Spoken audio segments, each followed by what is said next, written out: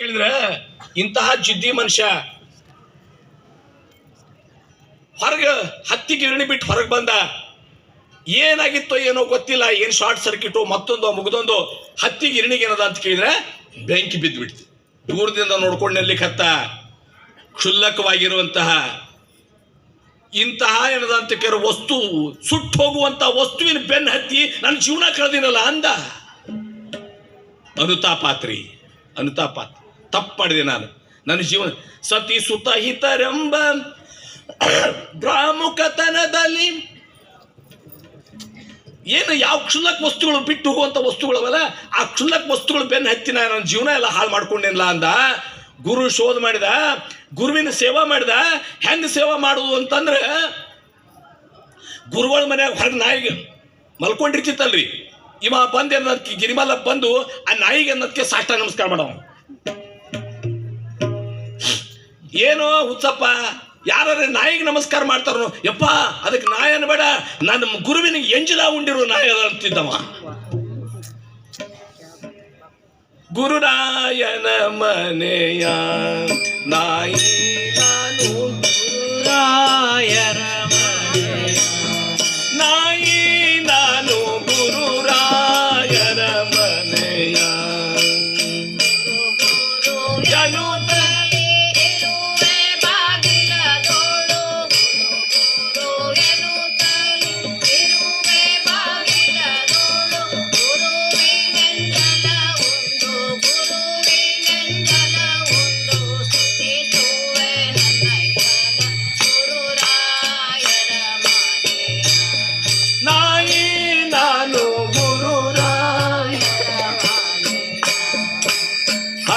ಶರಣರ ಕಂಡು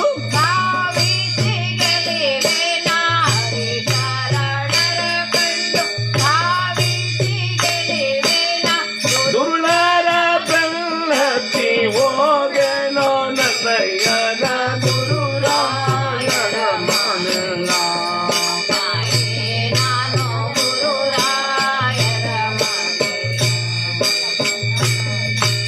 ಹರಿನಾಮದ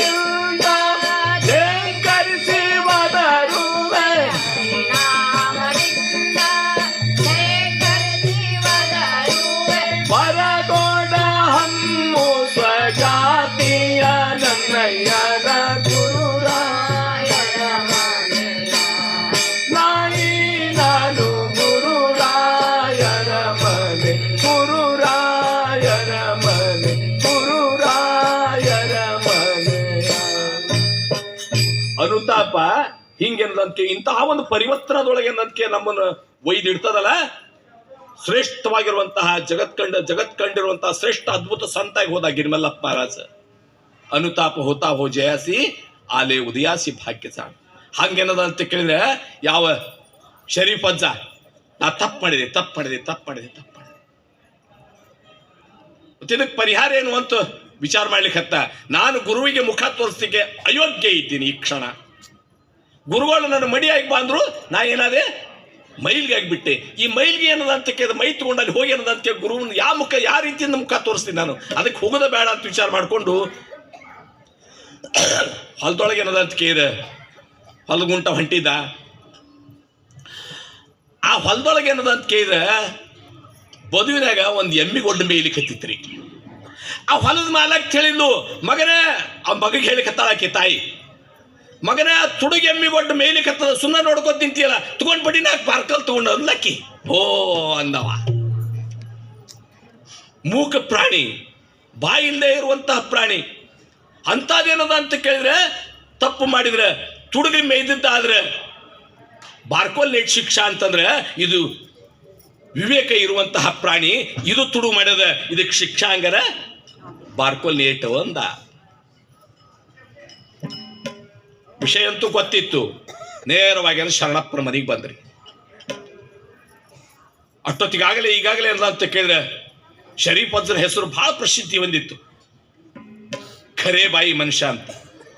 ಖರೆ ಬಾಯಿ ಅಲ್ಲದ, ಏನ್ ಮಾತಾಡ್ತಾನ ಅದು ವಾಕ್ಸಿದ್ಧಿಯಾಗಿತ್ತು.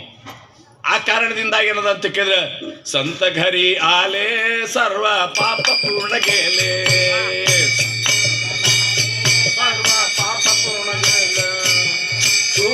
गवाले तम पूर्ण सर्व गेले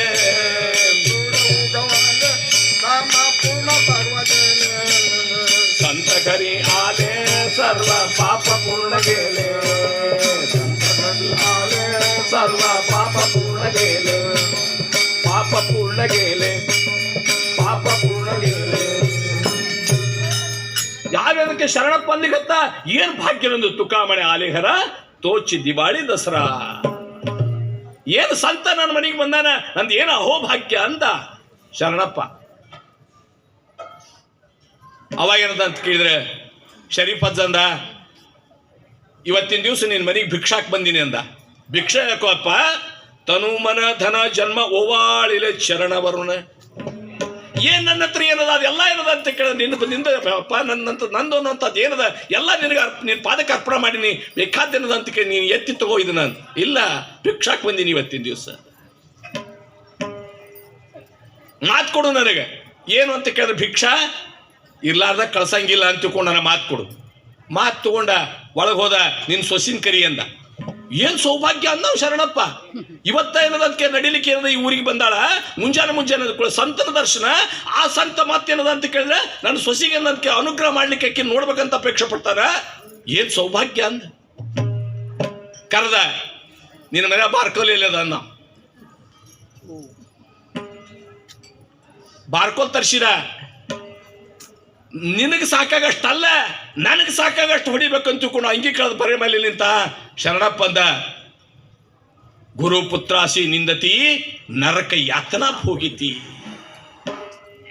ಗುರುಪುತ್ರನನ್ನು ಸ್ವಲ್ಪ ನಿಂದಿಸಿದ್ರೆ ಸಾಕು ನರಕ ಯಾತನಾ ಹೋಗಿತಿ ಅಂತ ತಿಳ್ಕೊಂಡು ಶಾಸ್ತ್ರಗಳು ಹೇಳ್ತಾವು. ಹಿಂಗಿದ್ದಾಗ ಏನದಂತ ಕೇಳಿದ್ರೆ ನನ್ನ ಯಾವ ಪಾಪಕ್ಕೆ ತಾಳ್ಬೇಕಂತ ಮಾಡಿವಯ್ಯಪ್ಪ ಅಂದವ.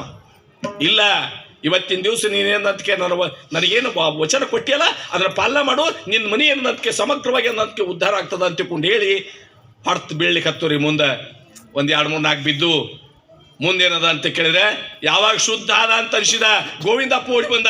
ಯಪ್ಪ ಖರೆ ಸ್ನಾನ ಮಾಡಿದಿ ಬಾರ್ಲಿ ಮಗನ ಇವತ್ತ ಅಂತ. 10 ಊಟ ಬಿಟ್ಟು ಒಂದು ಸ್ನಾನ ಮಾಡು ಇಂಥದ್ದು ಸ್ನಾನ ಮಾಡು. ವಿವೇಕ ಜಾಗೃತ ಆಗಲಿ. ಸಾಧು ಸತ್ಪುರುಷರ ಸಹವಾಸದೊಳಗ ಅವಿವೇಕಿಯಾಗಿ ಎಲಿತನ ಅವಿವೇಕಿ ರೀ ಆಗಲೇ ನೆನಪಾಗಿತ್ತಲ್ಲ ಮಜಾ ನೋಡ್ರಿ ಹೇಳ್ತೀನಿ ನಿಮಗೀಗ. ಕೋಡಿಕೊಪ್ಪ ಅಂತ ತಿಳ್ಕೊಂಡು ಹೆಸರು ಕೇಳಿರಿ ನರೇಗಾಲ ಹತ್ರದ ಊರು.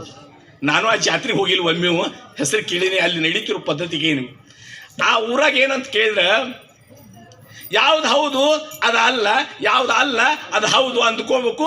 ಆ ಬೆಂಡು ಬತ್ತಾಸ ಅವು ಮಂಡಾಳ ಅಲ್ಲೆಲ್ಲ ಏನದಂತ ಕೇಳಿ ಜೋಳಿಗೆ ಒಡ್ಬೇಕು. ರೊಕ್ಕ ಪುಕ್ಕಟ್ ಅಲ್ಲ, ರೊಕ್ಕ ಕೊಡ್ಬೇಕು. ಅಂದರೂ ಇದನ್ನ ಅಂದಾಗ ಅಲ್ಲಿ ಏನಂತ ಕೇಳಿದ್ರೆ ಕೊಡ್ತಾರ ಅವರು. ನೀವು ಖಾರ ಆಗಿರ ಇರ್ತಾವಲ್ಲ ಅವನ ಅಂತವ್ರು ಕೊಡ್ತಾರ. ಮಜಾ ನೋಡ್ರಿ. ನಾವು ಹೆಂಗಾಗಿ ಅವನ್ಕೆ ಯಾವ್ದು ಹೌದು ಅದು ಅಲ್ಲ, ಯಾವ್ದಲ್ಲ ಅದು ಹೌದು. ಬರೀ ಹಿಂಗಷ್ಟಕ್ಕೆ ಸಿವ ಅಂದ. ಅವ ಏನಂದನ ಜಗತ್ತಿಗೆ ಯಾವ್ದು ಹೌದು ಯಾವುದೇನದಕ್ಕೆ ಪಾವನವೋ ಅದು ಸತ್ಪುರುಷರಿಗೆ ಕೆಲ್ಸಕ್ಕೆ ಬರದೇ ಇರುವ ವಸ್ತು. ಮತ್ತ ಅವ್ರಿಗೆ ಯಾವ್ದು ಪಾವನ ಆಗ್ಯದೋ ಅದು ನಮಗೆ ಕೆಲ್ಸಕ್ಕೆ ಬರದೇ ಇರುವ ವಸ್ತು. ಏನು ಬಾ ಒಮ್ಮೆ ಭಾಳ ಚಂದ ಮಜಾ ಹೇಳ್ತೇನೆ. ನಾನು ನೌಕರಿ ಮಾಡ್ತಿರ್ಬೇಕಿದ್ರೆ ಒಬ್ಬರು ಸೂಪರ್ವೈಸರ್ ಇದ್ರು. ಸ್ವಲ್ಪ ಹಿಂಗೆ ಭಜನೆ ಗಿಜನೆ ಹೋಗ್ತೀವಿ ಅಂತ ಅದು ಕೂಡ ಅವ ಅಂದ. ಏನು ಭಜನೆ ಮಾಡಿದ್ರೆ ಏನು ದುಡ್ಡು ಬರ್ತದ, ದುಕಾಣಿ ಬರ್ತದ, ಏನು ಬರ್ತದ ಅದರಿಂದ ಅಂದ. ಅಂದ್ರೆ ನಮಗೇನಾಗ್ಯಾವ ಹೋತಿದ್ದೆ ಪಾವನ ಧನ ಧಾನ್ಯ ಸಂಪತ್ತಿ. ಶೇವಟಿ ಮೇಲೆ ಅವ್ರ ಲಕ್ಷ ಇರ್ತದ, ಶೇವಟಿ ವಿಪತ್ತಿ ಜನ್ಮ ದುಃಖ. ಅದನ್ನ ಗೆದಿಲಿಕ್ಕೆ ಅವ್ರು ಬಂದಿರ್ತಾರ. ಇದನ್ನು ಸಂಗ್ರಹ ಮಾಡಿ ಅದರೊಳಗೆ ನನ್ನ ನೆನಪಿನಾಗ ಸತ್ತು ಹೋಗ್ಲಿಕ್ಕೆ ನಾವು ಬಂದಿರ್ತೀವಿ. ಮತ್ತು ಅದಕ್ಕೆ ನೋಡ್ರಿ ಇವತ್ತಿಂತ ನಾನು ಜ್ಞಾನೇಶ್ವರ ಮಾಸಕ್ಕೆ ಯಾಕೆ ಅಷ್ಟು ತ್ರಾಸ ಕೊಟ್ಟಿವ್ರಿ. ಅವರ ನಮ್ಮ ಕುಡ್ಲಿಕ್ಕೆ ಕುಡಿಯಲ್ಲ, ಅವು ಕುಡಂಗೂ ಇಲ್ಲ. ಅವು ಈ ಈರಜ್ಜನ್ನು ಕುಡಿಲ್ಲ. ಅವ ನೋಡ್ರಿ ಅವನು ಸಣ್ಣ ಹುಡುಗಿ ಈರವ, ದೊಡ್ಡವಾದ ಈರಪ್ಪ ಅದ, ಮುದುಕಾದ ಈರಜ್ಜ ಅದ, ಪರಮಾತ್ಮದ ಹಾದಿ ತುಳ್ದ ಹುಚ್ಚಿ ಈರಜ್ಜ ಅದ. ಗೊತ್ತಿಲ್ಲ. ಇದನ್ನ ಯಾಕೆ ಹೇಳಲಿಕ್ಕೆ ಹತ್ತೀನಂದ್ರೆ ಏನು ನೀವು ಬಂದು ಕೂತಿರ್ಲ ಚಂದಂತ ಧಾರಾವಾಹಿ ಬಿಟ್ಟು ಅಥವಾ ಬೇರೆ ಬೇರೆ ಊರಿಂದ ಏನು ಬಂದು ಕೂತಿರ್ಲ ನಿಮ್ಗೆ ಖರ್ಚು ಮಾಡ್ಕೊಂಡ್ ಬಂದಿರಿ. ನಿಮ್ಗೇನು ಯಾರು ಏನಂತ ಕೇಳ